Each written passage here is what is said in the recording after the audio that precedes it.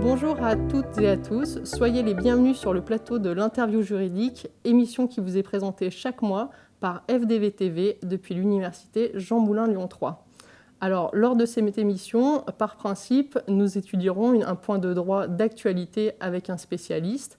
Et ce mois-ci, c'est le droit pénal qui a retenu notre attention, du fait de la décision du Conseil constitutionnel numéro 2012-240 du 4 mai 2012, relatif au délit d'harcèlement sexuel. Alors, lors de cette décision, le Conseil constitutionnel a en effet déclaré inconstitutionnel l'article 222-33 du Code pénal, lequel définit le délit d'harcèlement sexuel. Alors, pourquoi cette décision? Les conséquences de cette décision? Autant de questions que nous allons poser à Mathias Murbach. Mathias Murbach, bonjour. Bonjour. Donc vous êtes docteur en droit, enseignant à l'université Jean Moulin Lyon 3 et lieutenant de police. Donc merci d'avoir accepté notre invitation. Alors le principe veut que nous posions 3 questions à l'invité. Donc peut-être pour commencer, pouvez-vous nous rappeler l'articulation du droit pénal par rapport aux infractions sexuelles? Tout à fait. Alors, ce qu'il faut bien comprendre en droit pénal, c'est que ce ne sont pas les actes sexuels en eux-mêmes qui sont interdits. Dans notre société, les rapports sexuels sont autorisés. La valeur sociale protégée, ce que la société tient à maintenir, c'est le consentement à l'acte sexuel.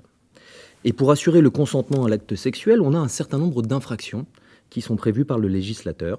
Nous avons des infractions matérielles, des infractions formelles. Commençons par les infractions matérielles.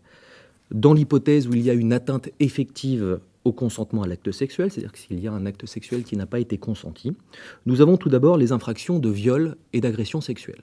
Il y a viol, il y a agression sexuelle, lorsqu'il y a violence, menace, contrainte ou surprise. Et on voit que ces 4 éléments matériels différents montrent qu'il y a eu un non-respect du consentement.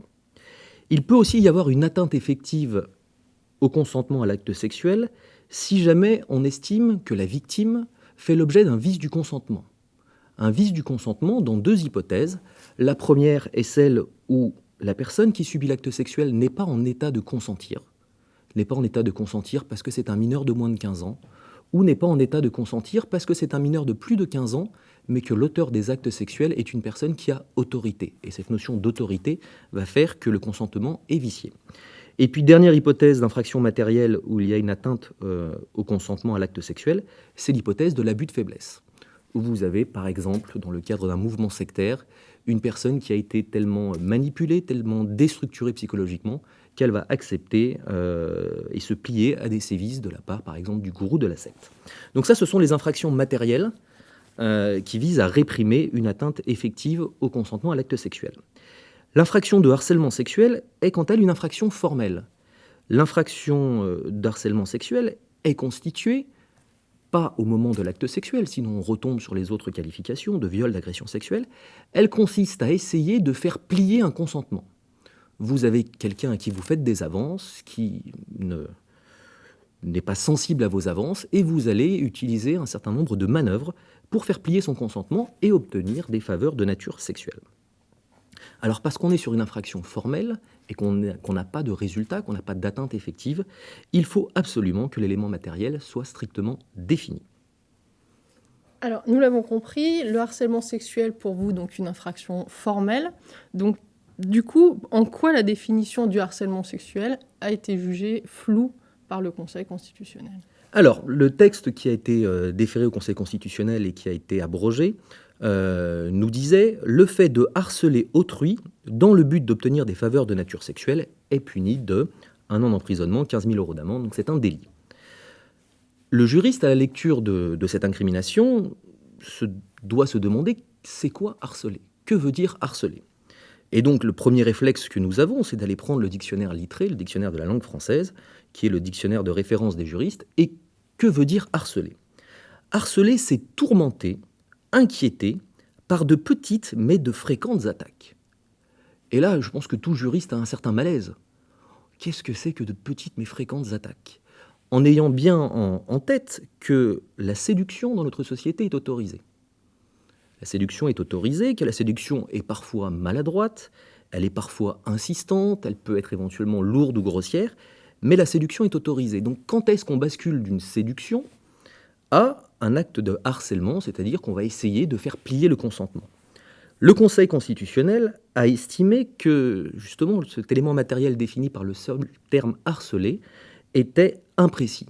Et cette notion d'imprécision, elle est gênante. Elle est gênante par rapport aux notions d'interprétation stricte et de légalité criminelle. Donc l'inconstitutionnalité repose sur un problème d'incompétence négative. Vous savez que le domaine de la loi et le domaine du règlement sont définis par les articles 34 et 37 de la Constitution. En l'occurrence, le législateur doit définir précisément les crimes et les délits, et en ne le faisant pas, il n'a pas respecté son domaine de compétence de l'article 34.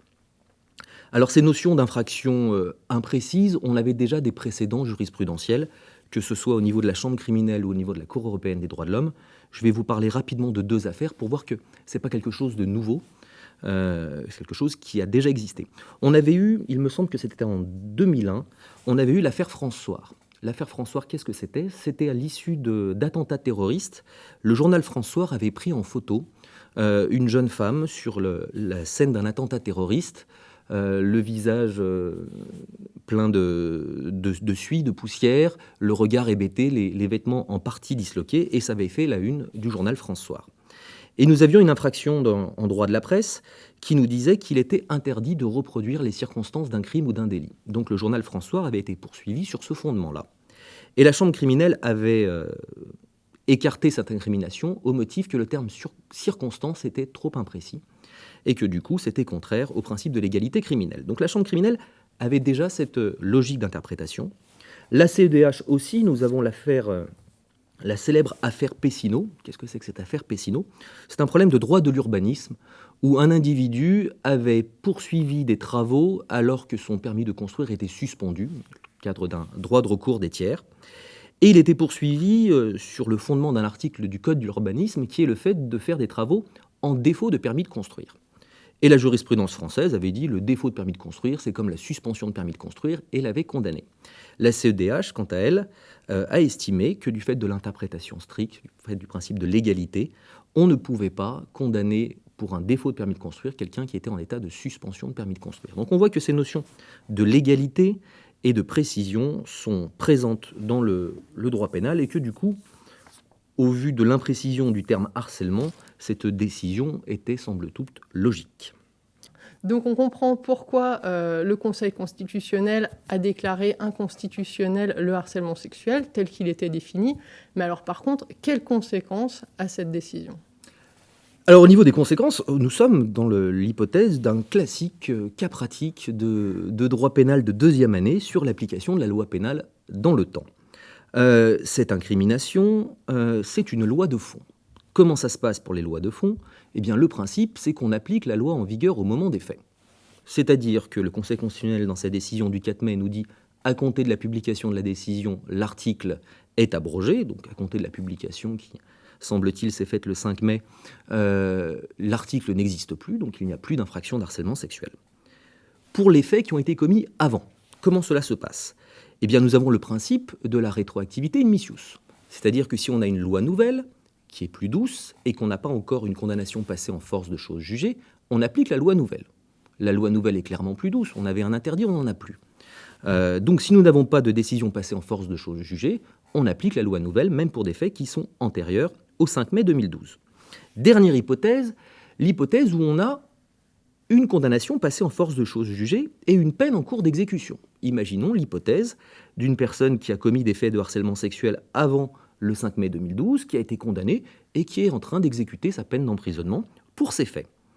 Eh bien, dans cette hypothèse, on met fin à la peine d'emprisonnement seulement et seulement si il n'y a pas d'autres incriminations qui peuvent venir prendre le relais, parce que parfois on va supprimer une infraction, mais l'interdit subsiste, l'interdit demeure par le biais d'un autre texte d'incrimination.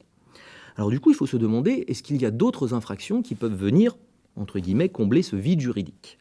Alors nous avons une infraction totalement similaire à celle du Code pénal, qui est l'article L 1153-1 du Code du travail, qui est en fait la reprise mot pour mot du harcèlement sexuel, mais dans le cadre du travail. Et du coup, ce texte souffre des mêmes lacunes que l'article 222-33, et on peut raisonnablement penser qu'il fera l'objet d'une prochaine QPC et qu'il sera lui aussi abrogé. Donc la solution n'est pas satisfaisante. Il me semble que le dernier mécanisme, le dernier interdit qui puisse subsister, c'est l'infraction de violence. L'infraction de violence physique est aussi appliquée par la jurisprudence pour des violences morales. Et si jamais on estime qu'il y a des actes de violence par des pressions, par des manœuvres, qui produisent une atteinte psychique sur notre victime, une atteinte psychique qui est exactement le fait d'essayer de faire plier son consentement, alors on pourrait retenir la qualification de violence morale. Donc maintenant, que va-t-il se passer ? Je pense que le législateur ne va pas laisser les choses en l'état. Quels sont les instruments qu'on a à notre disposition ? Nous avons une directive européenne par rapport à l'égalité des traitements hommes-femmes, notamment dans les relations de travail, qui nous parle de cette infraction de harcèlement sexuel. Qu'est-ce que nous dit la directive européenne ? Elle nous dit que le harcèlement sexuel, c'est la situation dans laquelle un comportement non désiré, à connotation sexuelle, s'exprimant physiquement, verbalement ou non verbalement, survient avec pour objet ou pour effet de porter atteinte à la dignité d'une personne, et en particulier de créer un environnement intimidant, hostile, dégradant, humiliant ou offensant. Donc on voit déjà que la définition faite par la CE est beaucoup plus large et beaucoup plus précise que l'article 222-33 que nous avions jusqu'à la décision du Conseil constitutionnel. Qu'est-ce qu'on peut attendre comme suite ? Eh bien tout simplement de revenir à une définition du harcèlement sexuel plus proche de celle que nous avions en 1992 et 1998, c'est-à-dire de dire que le fait de harceler autrui en usant d'ordre, de menaces, de contraintes, dans le but d'obtenir des faveurs de nature sexuelle, par une personne usant de l'autorité que lui confèrent ses fonctions, constitue le délit d'harcèlement sexuel.